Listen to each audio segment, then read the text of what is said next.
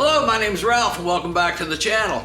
Today we're going to move along with the 82 build and we're going to get our seals in our primary case and get it ready to go on.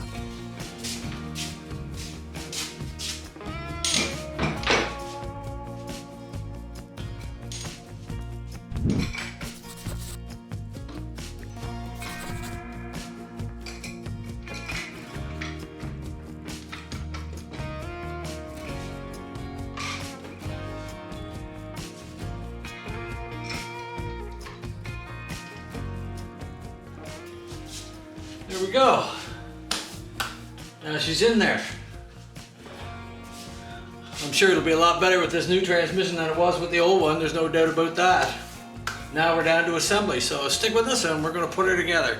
So what we got to do here now is get some of these lines off. We don't need any more and replace them with a solid line.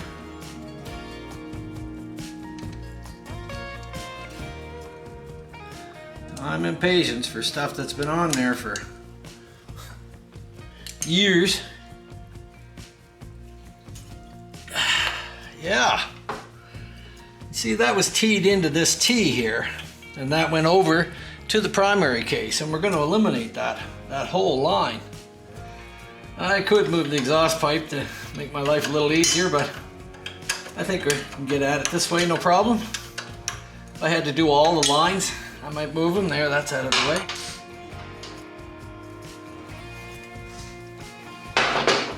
There. Okay. This is the line we need. And we'll disconnect it up at the top.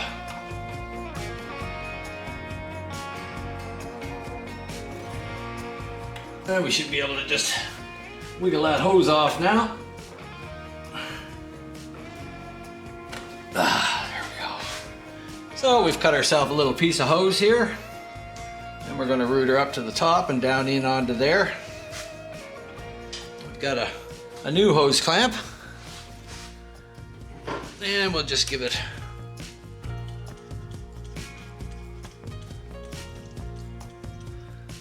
oil it up inside. Just makes her slide on better. Okay.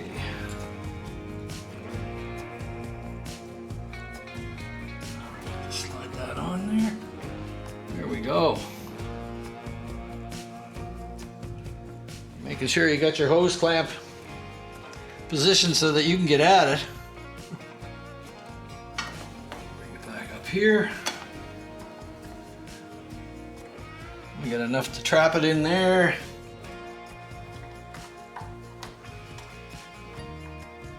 Probably take about ½ an inch off of it.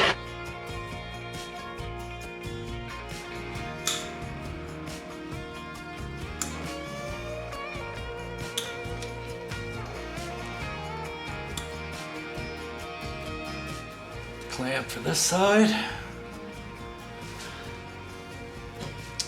Little shot of oil. And we put our screw back in.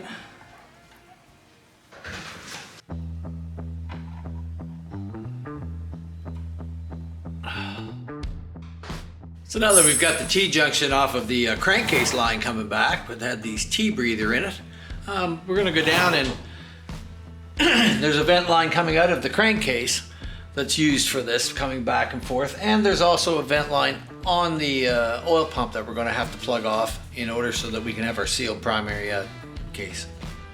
So let's move along. Okay, so we'll just route our lines back here. Kind of loose stuff that's hanging about. Neutral light switch. Make sure you get that on into place. That looks like it'll do it. I'm just going to open it up just a little bit. All right, we want that down. So start it on there.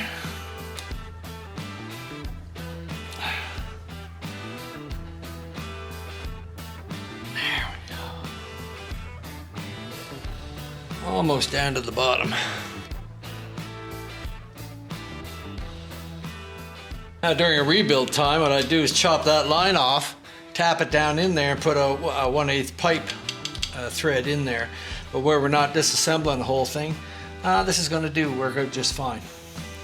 Now we've got to get at a crankcase vent that's way back in here, and it's quite hard to get at.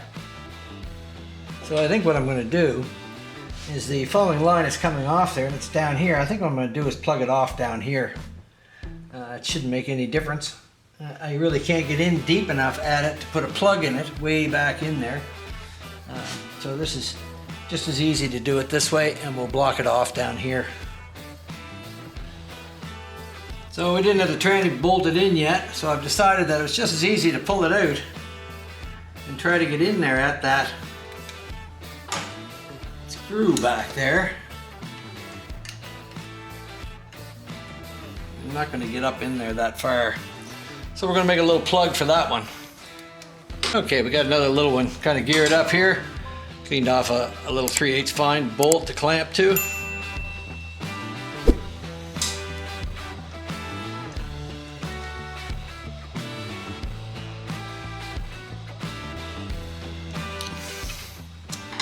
And there we go. We're blocked off. As it should be. Now we'll see if we can slide the old tranny back in place.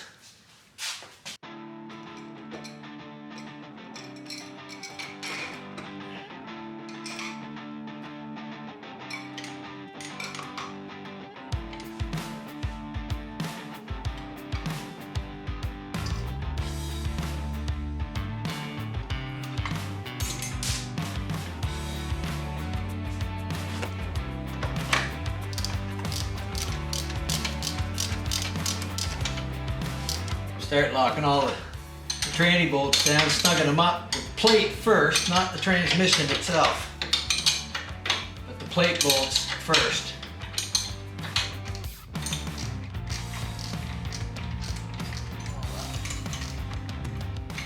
Alright, we just lightly guide the chain up through here.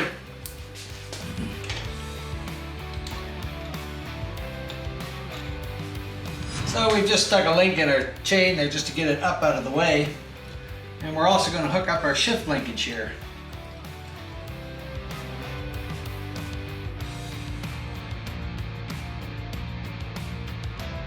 Okay.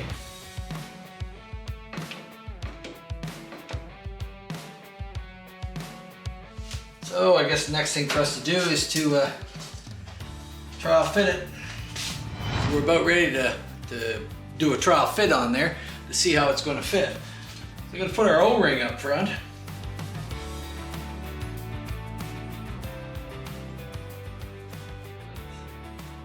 Down around the lip, especially in the bottom. There we go. So now we're going to try a trial fit of our primary on there. We're going to bolt it all up, snug it all up, see where our transmission's sitting, possibly torque our transmission, tighten our transmission down. Then I like to take it on and off and make sure that I'm still not binding up anywhere. If you bolt it all down and you can't get it off, then it's bound up somewhere. So we're going to go ahead and try and do that. I got a new bearing in here, and I would like to have a little bit of oil. I don't have the seal in it this time.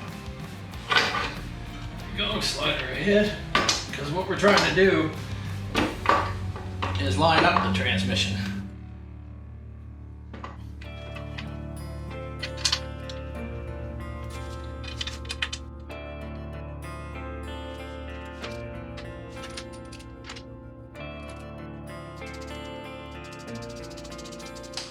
Just want to kind of let it settle in there on its own.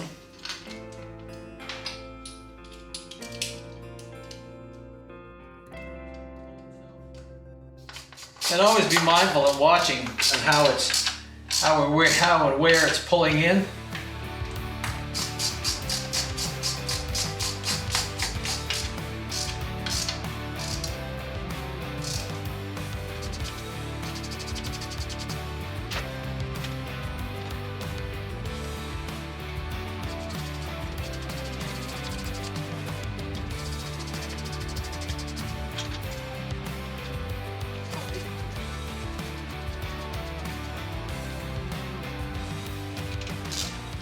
long starts.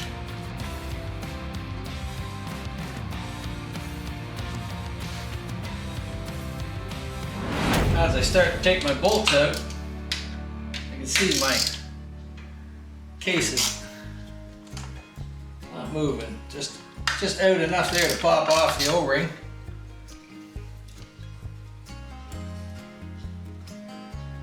So I'd say we were pretty close to being lined up, but now we can't get the fifth bolt in because of the design of the transmission. So it looks like I'm gonna have to pull the transmission out again.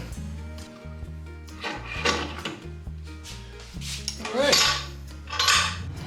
So in order to get that transmission in place, I'm gonna have to take it out again. The hole up through the fifth mounting hole of the transmission is not machined in the right place, and it's not lining up with the hole in the transmission L mount that's there. So I'm gonna have to pull the transmission out, and I'm gonna have to kind of clear that out a little bit as best I can so that I can get the bolt up in. If I put the bolt up in first, the transmission won't pull over far enough. So that's our next step. So you can see this fifth bolt up in here. Let's see if I can get a screwdriver on it. Right here. And you can see that threaded hole. This is part way over the threaded hole. I can't push the transmission over that way at all. The transmission's coming out and settling where it wants to settle. So I'm gonna have to file back or grind back part of this mount in order to get that fifth nut in. Well, that one in there sort of looks like somebody beat it with a hammer or something. For some reason, it's tapped in on that side. In any case, I can't go through it like that. So we're gonna have to remove the transmission and deal with that first, and then go through the procedure again to get it in place. Such is the way it goes.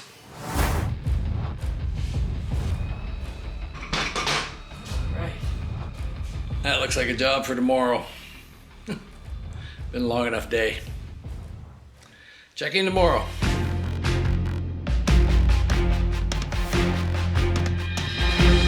So today we're going to get back at getting this transmission once again back in this shovel.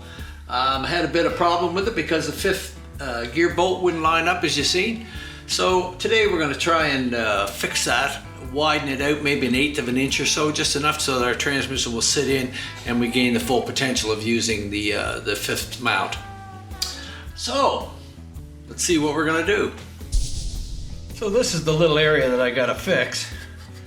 And I know you can't see it there, but I had scribed off a small area to give me enough room without taking too much. So I'm gonna put some tape down here. Thinking that is gonna be plenty. I don't want to take any more off than I have to. So I got a piece of rolled scrap metal here, and what I'm going to do is just put that in there over top of that brake line. Unless you go down here this way, yeah, probably. There we go. And that's just got it wedged in there. So the plan is to take my little air tool here with a cutter on it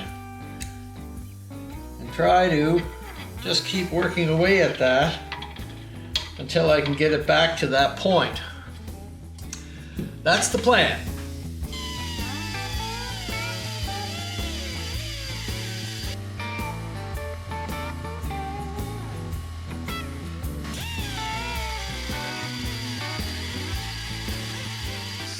Well, there we got the job done. Protected the brake line in there. Cut back there a little bit. It wasn't very much, but we'll be able to get that bolt in there now. When you got to get into them tight spots, it's sometimes handy with a little air grinder, mini air grinder, so to speak. But I use these kind of, I don't know exactly what they were. They were diamond tip, sort of rasp. And as with anything else in this world today, you get what you pay for. I think they were like $50 a piece, but I've used them many, many times. And when you get into a tight spot like that and you're trying to get some cut out of it, these little things work just perfect. So now that we've got the 5th mount ovaled out there, we can stick our tranny back in. I'm hoping this all goes good this time, but you shouldn't let things frustrate you. It's what happens. Gotta get it up so you can get those 4 bolts over the middle section. Your mounting bolts. There we go. Just making sure on the other side that all our lines are clear. We're not hung up on the brake line or anything like that. So we just need to edge it in a little farther. There we go. And we don't want to forget about our extra bolt here that is hanging out here that you put there in the first place before you put the transmission in, or most of the time you can't get it in. Okay.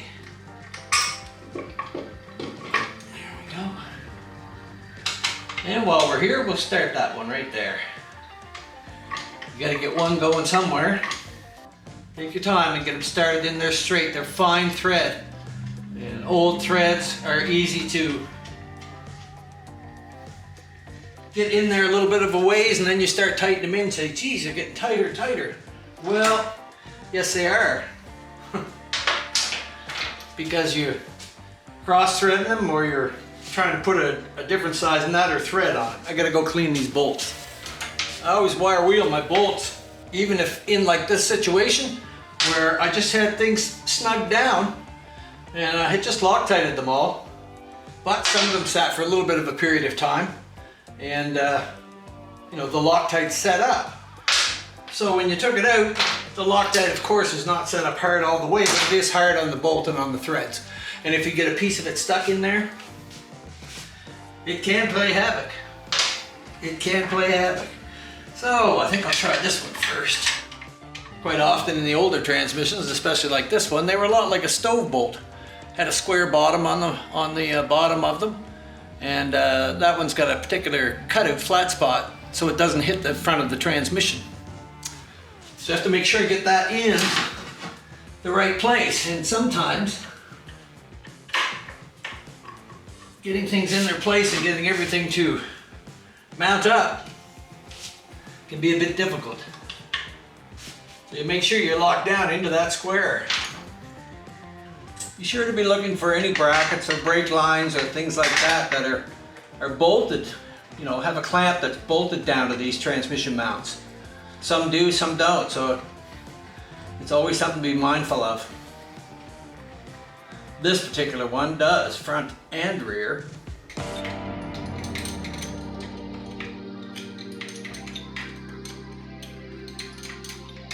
I think that'll go down from the top. I'm going to put it in from the top. I'm hoping it doesn't interfere with the front of the transmission. That way if you lose it, if for some reason the nut came off, the bolt hopefully would remain, perhaps. The tranny's still good and loose, but our plate is bolted solid. Okay, now we're gonna test fit our primary case again. Get it lined up in here.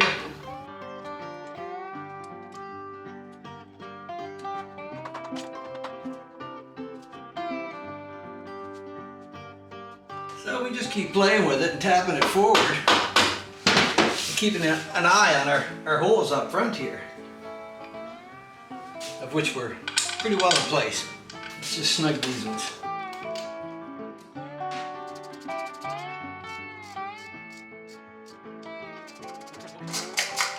Now we're compressing the O-ring.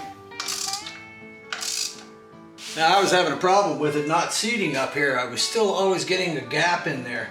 I get over on the other side, give the transmission a tap, make sure the transmission's loose.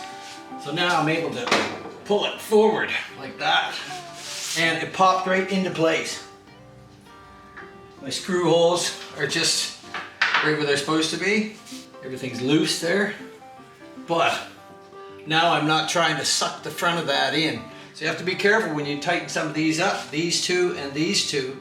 Quite often there's a gap out front here. You can expect a small gap because of the O-ring in there, But, so you can see in the front of it, the front ears here, these are what you want to fit up tight. These ones especially.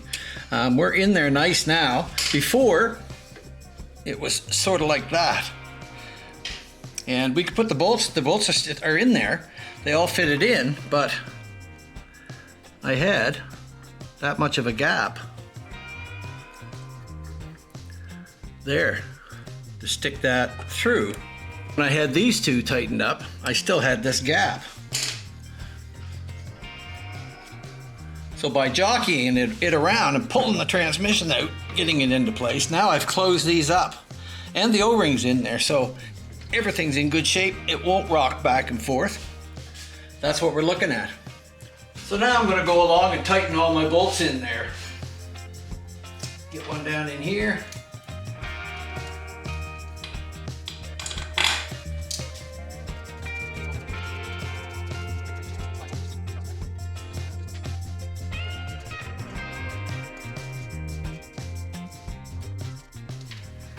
These ones will help get it into the case there. Don't use the front ones for tightening it down on that O-ring. You pull the ears and snap the ears off. Once things are in place there, you can go back and check and then tighten them down. That's the way I like to do it anyway. It gives me a little bit of leeway. I'm just going to snug these up, pull the transmission in, and these on here.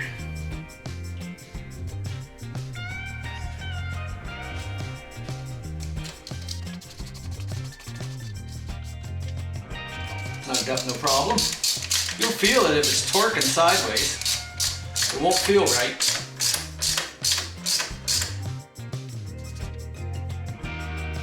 I don't have my top one in there, but because it's so hard to get at, get one of these long-nosed ball end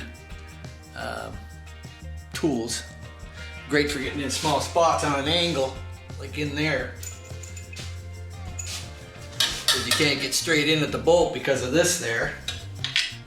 Wrong size, but if we go in on an angle with these little ones,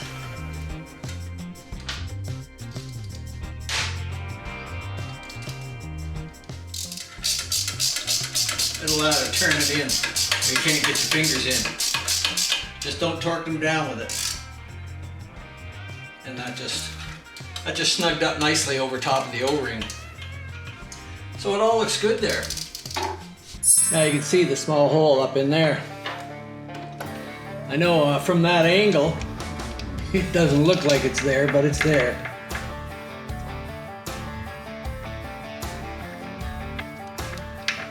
Here we go. So now we'll just go along and tighten our other 4 bolts. So now we just have to go along and tighten these 2 and these 2 back here, these 4 bolts, and then we should be good to go. And tighten the 5th one down, and that'll take care of them all. Then we should be able to take the primary case off easily when we undo the bolts, put it back on easily. We'll see. And I'm just going to crisscross pattern while I tighten the 4 of them down, and we leave the 5th one to last.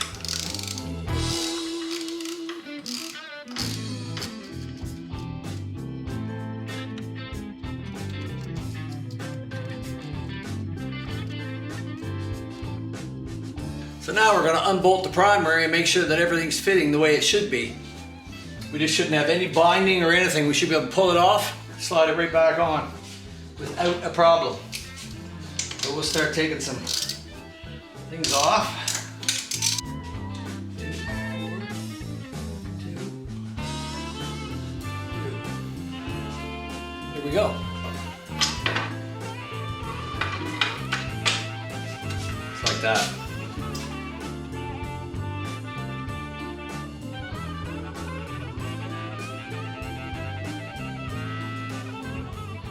Now we're going to deal with getting the shift linkage on as well. I can find my little pin. I'm going to do it this way. If you have to take it off,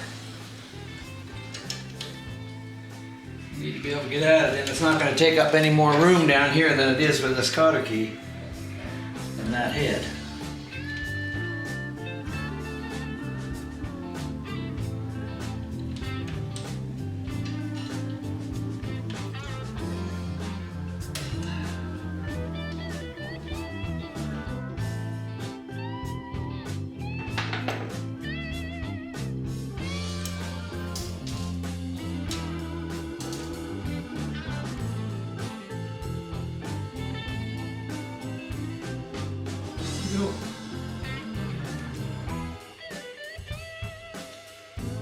Now that we've test fitted it a couple times, on and off and on and off, our case should slide right on. So I'm going to put the seal in and get it ready to do our final assembly on it. So sometimes you're just looking through stuff and you're getting ready to install again, and lo and behold, there's a little bit of silicone and there's a little bit of something still on it. Sometimes, and it's let's be real, things get missed as you go along with things. And it always pays to have that final look and that final go over in your parts, just to make sure that you've got everything off as best you can. There's always a little something. Let's not fool ourselves, but get it off as best you can. So as we get ready to put our seal in, I just want to have one last look around here. And I can see that there's a little bit of silicone or whatever sort of sealant, they had. Still stuck in there a bit.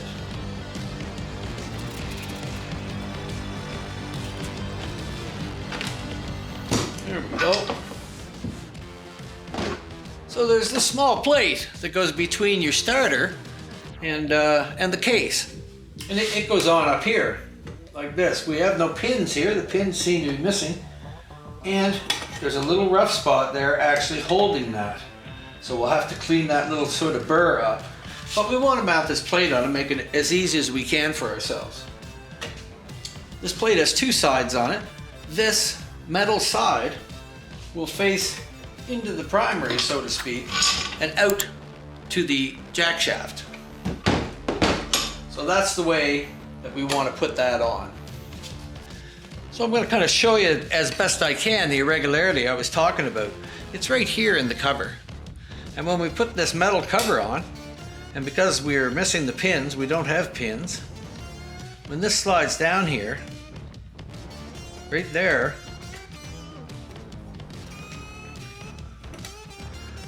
you seem to be locking up on this bump. And we can tell that our screw holes are not down far enough. It should actually be down to here. So I'm hoping that if I clean this off, this irregularity,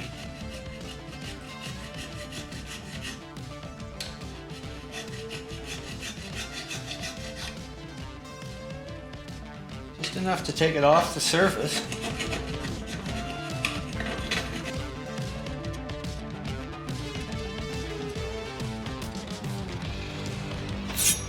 And now our piece will slide right into place very easily like that. It's actually allowed me a little more there. The shaft will keep it up. Going through here will help align it. But now this plate can align itself there and we can get our bolts in nice and easily. Otherwise it could have been hung up there and not allowing itself to go down. You know, it feels like it wants to sit in there, but yet once we get the gasket on it, I guess it all becomes irrelevant and it really doesn't sort of matter.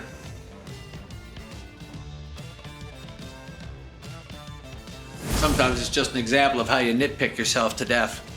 The gasket obviously could have taken it up, but there was a bump there. There was a reason it was sticking up. I'm not quite sure why. But I know that it's in line now, and that's what I'm trying to do.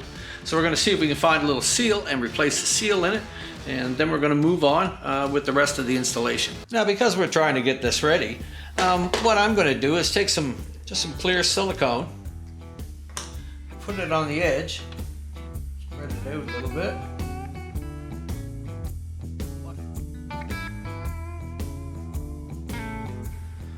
And just wipe it off the insides, the outsides. This will help make a good seal on the back side here.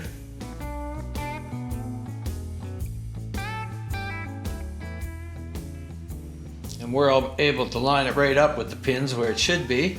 And we'll just let that set up so that once we put this in with our bolts through our starter, we know that our gasket is going to stay in place while this plate is being moved around a little bit. Although that's the theory of it anyway. So we're going to put our seal in here now. I just want to put a very small skim around the edge of it. And the seal actually has this green sort of sealer on there.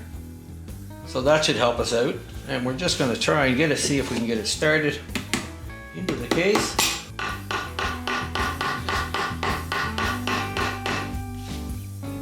Work it down very gently, eyeballing it.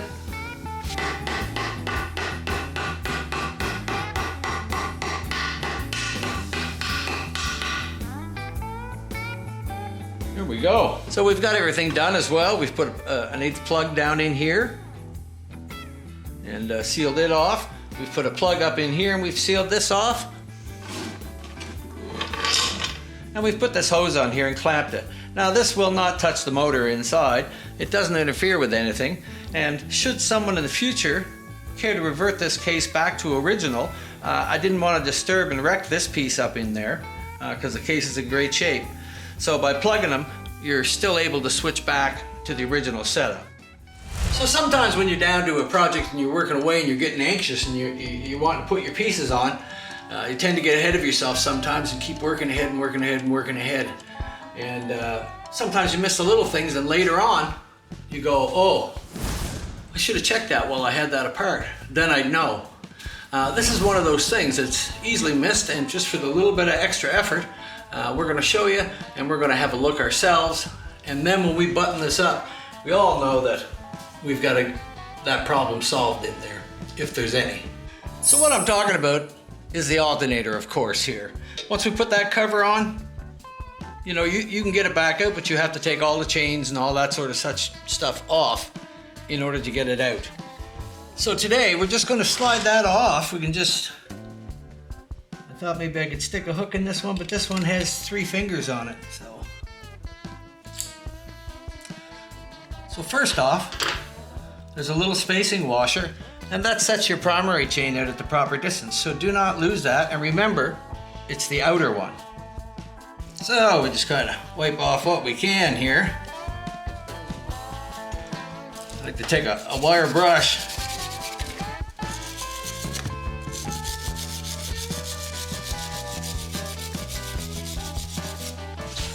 Try to clean off the threads. There's always red Loctite and such up in there.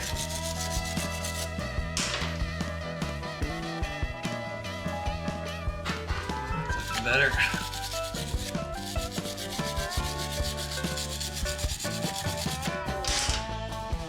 Okay, so we're just going to get ourselves some fine thread bolts in here, like they're 5/16. We'll just start them in there. You want them 1.5 inches, couple inches long, just so you can grab onto them,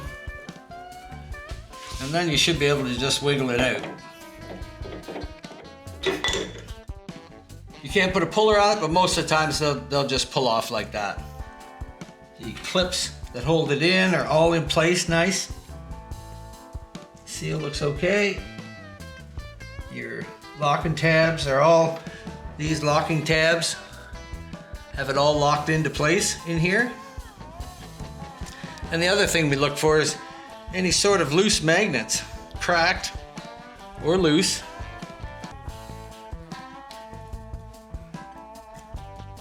And these all look good. For the extra few minutes it took to take that apart, now we know. So now that we've checked it all in there, we're just going to slide it back on. And sometimes these have a spacer inside here, but this actual inner rotor has a spacer built up in here with it. Some do, some don't, so it's something to watch for. And just ease it in there. Try not to let it slam in there like that.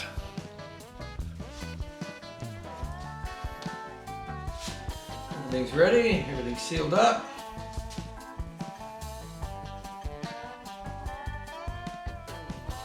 Where our O-ring is seated all around, it is. Put it together.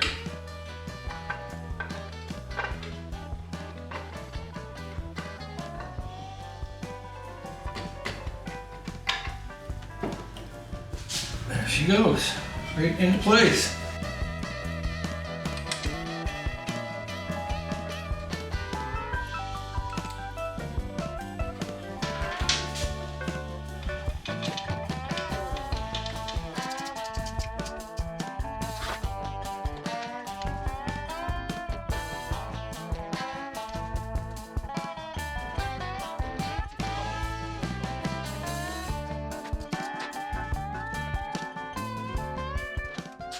There we go.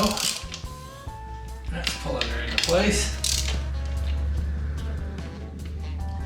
Yes, sir. That's more like it. Okay, so we're going to use this little thing. I've never used one of them before, but it's supposed to go in there instead of using the safety wire between these two bolts here. So we'll try it and we'll see what it works like. So I'll take these out.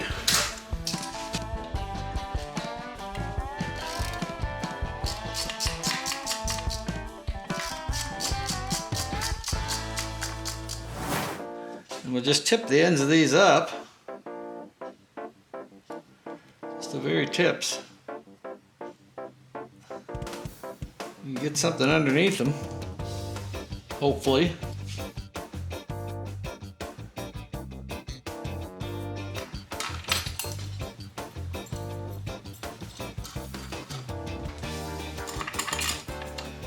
All our threaded bolts are going in, no problem at all, so I feel like we're lined up pretty well. So we're just going to slide them in behind like that.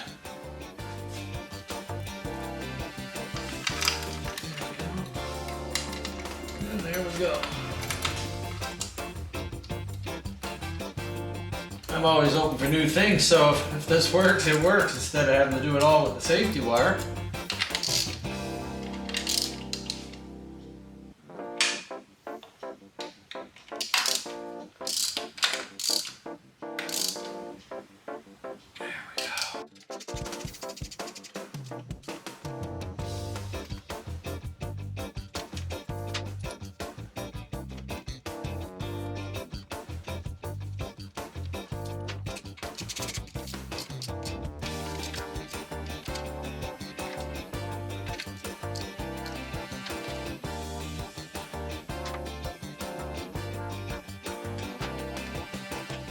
See if we can get the tabs bent over.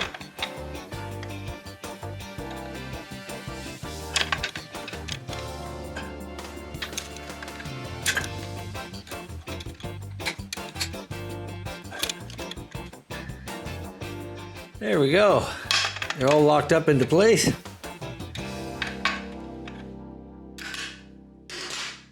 That should do it.